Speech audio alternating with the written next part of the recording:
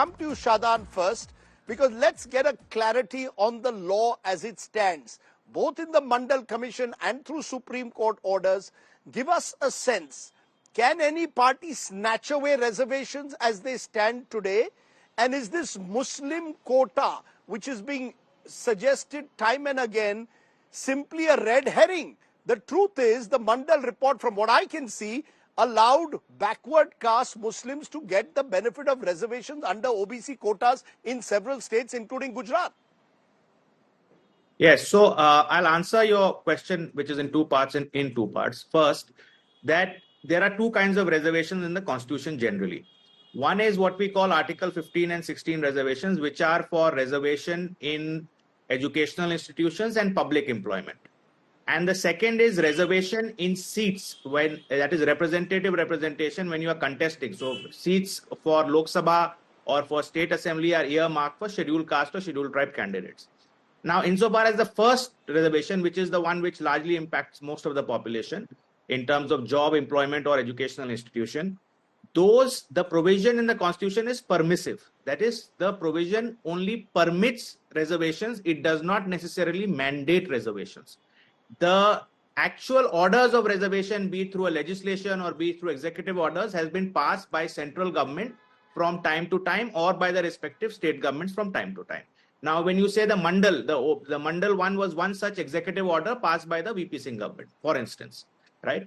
Now, there it is really speaking, even without a constitutional amendment, it is possible to roll back or to take away reservation which have been granted under various legislations or orders. Of course, if there is a constitutional amendment which removes Article 15.4 and 16.4 and the consequent provisions, then even if a state government or a central government were to want to give it, it cannot give it. So that's one.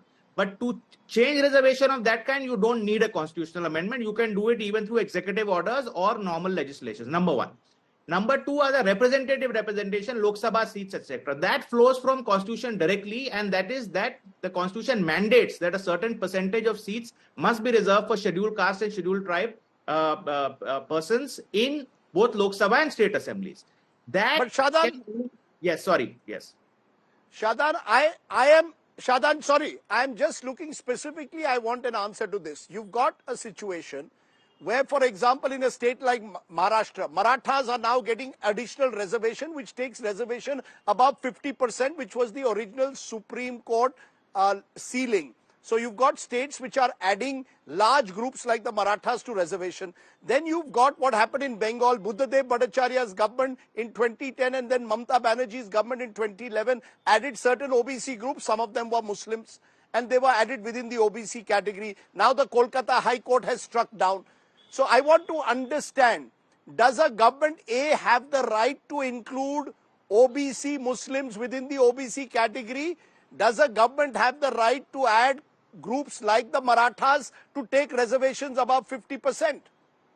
Okay, so I'll answer your question directly. First, insofar as scheduled castes and scheduled tribes are concerned, they are deemed to be backward by the Constitution. You don't need to have any data to determine whether they are backward or not. Number one. So they are deemed. So if you're a scheduled caste or scheduled tribe, no data is needed. Now, when we come to OBCs, including Muslims, and there is never been any dispute about the fact that OBC, there is any categorization along religious lines. It does not matter. You can be a Muslim, but if you belong to a certain caste, which is also Muslim, you can be, if data suggests that you are backward. So the entire, how do courts check it? Court tested by the fact that was there clear data which showed that there was backwardness in the community, which allowed this community to be part of the backward class. That is the way courts test it. Religion as a factor per se, as a matter of inclusion in the OBC category, is irrelevant, because the caste is, you can be a Muslim, you can be a Sikh, you can be any religion.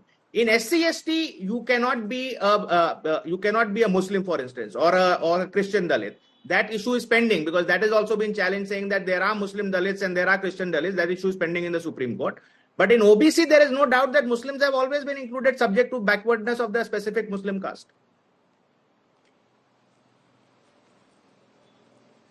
Okay, so I think we get a sense from what you said that clearly reservations cannot be snatched away in the manner that is suggested, Because See, just that one clearly thing, suggests one thing, almost as if one thing. within the Yeah, OBC category.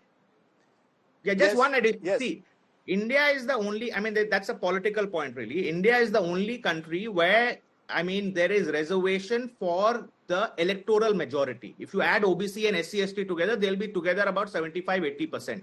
Correct? Now, that, of course, has its own political dimensions, right? So, for anybody to change that, and even the Supreme Court has been a certain way on these issues, on reservations, because it is actually for the electoral majority. Normally, you have it for an electoral minority, and that has different electoral consequences. Here, it is for the electoral majority, and therefore, it's not easy. But nevertheless, But if a government wants to change it through a constitutional amendment and has the requisite numbers, it is capable of doing so. Whether it will do so or not, given the political circumstance, that's a different question. That's a political question. But legally, can it do it? Answer is yes. But one last clarification from you, Shadan. Andhra Pradesh government, when there was a Congress government, brought in 5% reservation for Muslims, and that was struck down. So you cannot, correct me if I'm wrong, have religious-based reservations. As of now, religion cannot be the criteria for reservations, yes or no? Yeah, the answer is yes, but with one clarification. If you introduce what the Andhra Pradesh government did within the OBC category, it said subcategory of 4% reserved only for Muslim OBCs. That you can't do. What you can do is that if OBC is 25%, Muslim OBCs can also participate in that 25%. That's the point. Right.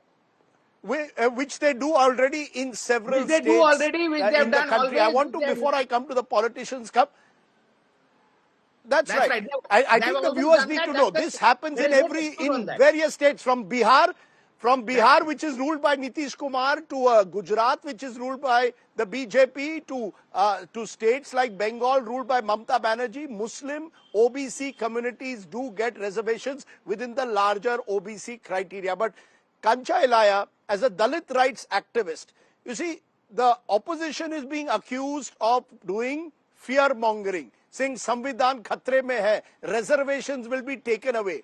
The fact is, and Prime Minister Modi has said this, that he's actually given statutory, he's given a statutory status to the OBC Commission, to the Backward Caste Commission.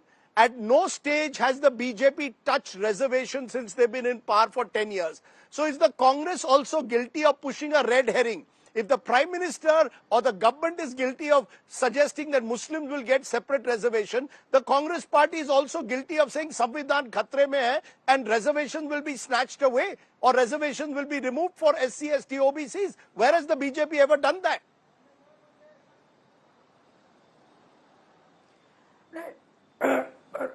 Rajdeep, for the first time, both the sustenance of constitution and protection of it, along with this reservation, has become a national election issue, because Congress party as a whole put in its manifesto that reservation should be increased beyond 50% cap for the OBCs and Dalit Adivasis, and then a caste survey is done. Now, as a response to this, BJP as a party or RSS, which is the original anti-reservation ideological structure historically, is not saying anything either in the manifesto. In fact, BJP does not have a manifesto now. It is Modi's manifesto. Nowhere in the world manifesto is written in the name of a person called Modi guarantee. Now, what is Prime Minister Modi saying? But where has Mr. Kancha Ilaya, where has the BJP said that they will do away with reservation? Sir, where has the BJP said they will do away with reservation? You see, this fear-mongering surely must end. The OBC fear... Listen, the fear emerged from OBC Shudras because BJP, RSS have a historical ideology of anti-reservation. Even Congress had that till Rajiv Gandhi was there, 1990, but Congress now, through a manifesto, properly taken a stand. Now, what does Modi mean when he says, still I am alive, I will not allow this to be? What about BJP, RSS? See, how long Modi? Reservations will remain as long as caste discrimination remains. Now, BJP leaders, other leaders are talking about Muslim. The issue is not Muslim question at all. The issue is, all of you keep talking about Dalits. No, the fundamental issue now in the electoral battle, which Rahul has taken up on behalf of Shudra OBCs, is that this whole question of, system aligning against Shudra OBCs being silent, both in the electoral politics and in the intellectual discourses domains, is now opened up. Now, Modi ji is speaking as individual now. Now, we are still afraid very strongly, not only me, the entire OBC intellectual, you call me Dalit, I am not a Dalit, but the Shudra OBCs today seriously doubt BJP more now after the campaign, because what is its party saying? What is RSS saying? What is BJP saying? They have never disconnected themselves.